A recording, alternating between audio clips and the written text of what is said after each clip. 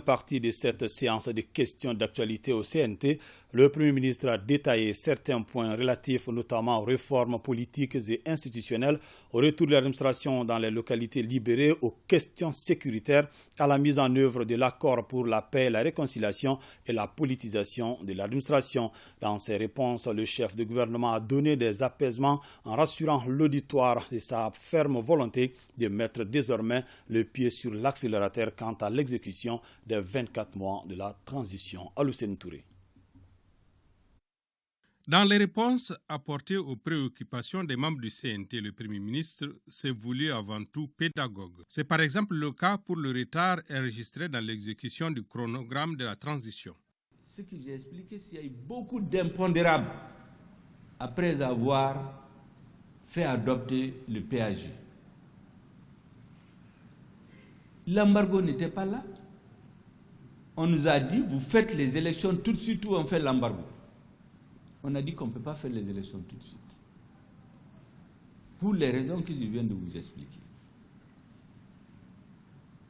La crise en Ukraine n'était pas là. C'est venu, ça a compliqué la donne. Plus de 400 milliards d'aides budgétaires ont été coupées. Mais c'est le prix à payer. On avait continué à avoir ces aides budgétaires pendant des années. Est-ce que ça a empêché que les Maliens continuent de mourir par dizaines? Donc il fallait faire le choix. Soit on s'assume ces aides budgétaires, on les coupe, ou bien on les accepte. Et on continue à tuer les Maliens. On a fait des choix qui peuvent être critiqués, mais l'histoire jugera, je suis convaincu. La disponibilité des intrants agricoles et les questions environnementales ont constitué des préoccupations d'un membre du CNT. L'honorable Mohamed Ali Ag Mahtahel se préoccupait du blocage avec la CEDEAO et de l'infiltration de Daesh dans certaines localités du Nord. Sur le même registre, son collègue Moussa Agacharatoumane déplore une situation humanitaire dramatique due en partie à l'insécurité et aux lenteurs liées à la mise en œuvre de l'accord. La situation sécuritaire se dégrade, notamment dans la partie nord-est du pays. Aujourd'hui, des villes comme Andramboukan et Ndeleman sont abandonnées. Des villes aujourd'hui comme Tessit, comme Ansongo ou comme Lamzaga ne tiennent qu'à un fil face à la montée en puissance de ce que mon frère tout à l'heure a dit de l'État islamique Daesh. La situation humanitaire à cause de cette crise sécuritaire est aujourd'hui dramatique. Des populations sont déplacées de leurs villages, de leurs campements, de leurs lieux d'origine. Ils ont tout abandonné. La région de Menaka,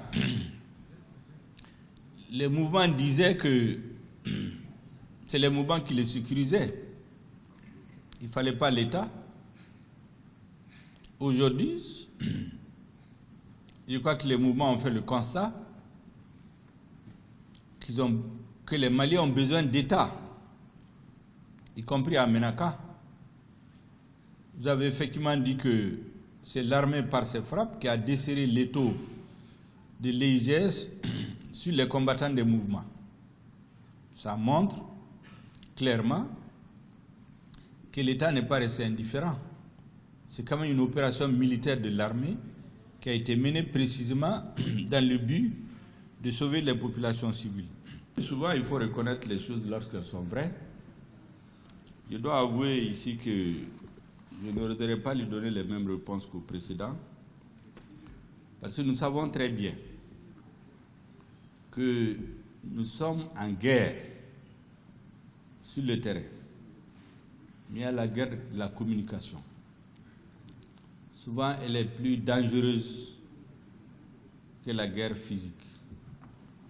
Je suis d'accord avec vous que la guerre de la communication, je ne dis pas qu'on l'a perdue, mais on peut mieux faire.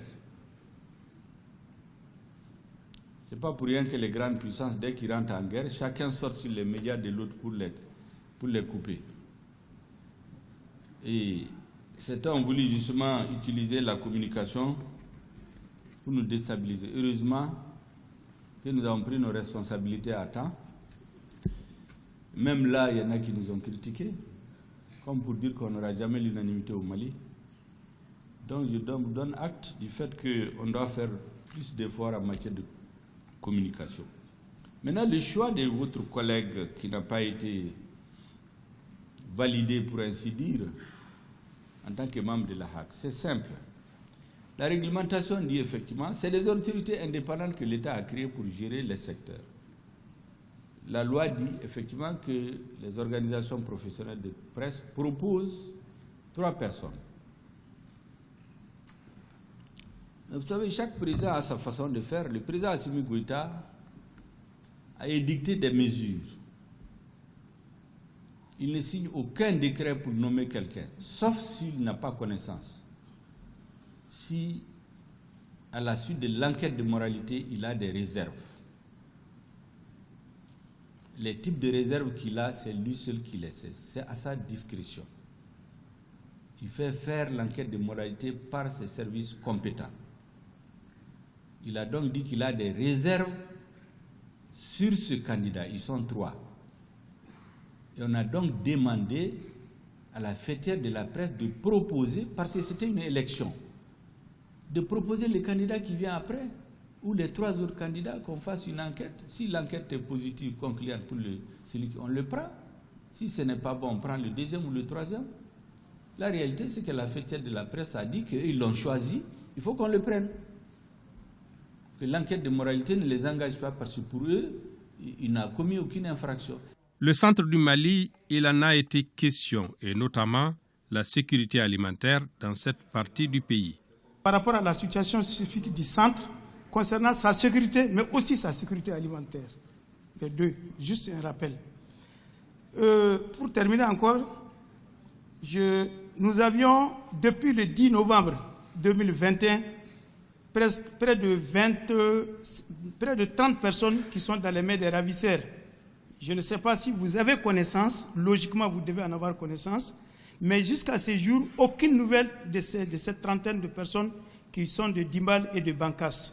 Nous vous demandons aujourd'hui de tout mettre en œuvre. Si vous avez connaissance, c'est bon. Si vous n'avez pas connaissance, d'en prendre connaissance et de tout mettre en œuvre pour leur libération. Il y a 2 choses sur lesquelles le président insiste, 2 à 3 choses. Régulièrement, il le dit aux membres du gouvernement.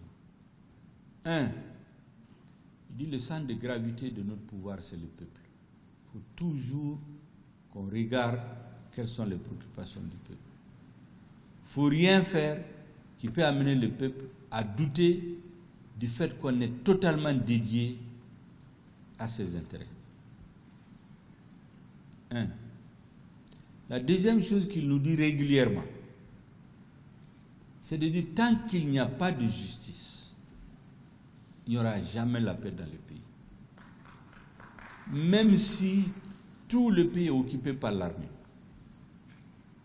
même si on fait toutes les réformes les meilleures du monde, le président dit tant que les citoyens ont le sentiment d'injustice, le pays ne sera jamais en paix.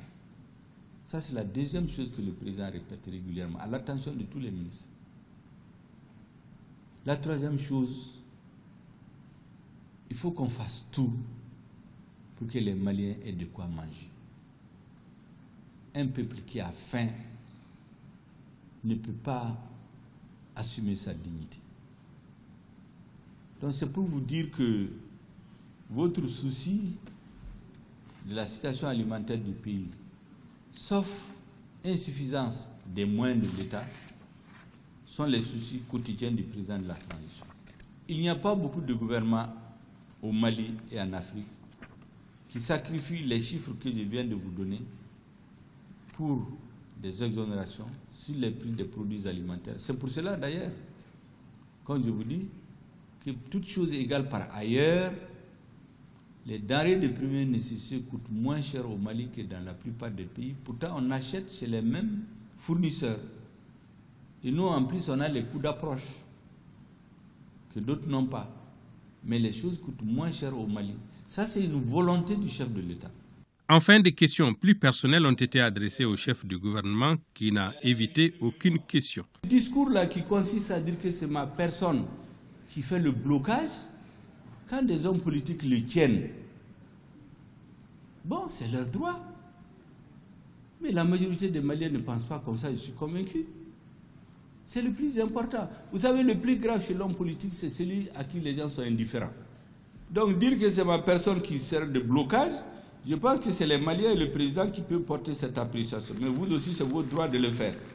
Cette session des questions d'actualité s'inscrit dans le cadre du contrôle de l'action gouvernementale. Aussi, tous les protagonistes conviennent qu'il s'agit d'un exercice hautement démocratique.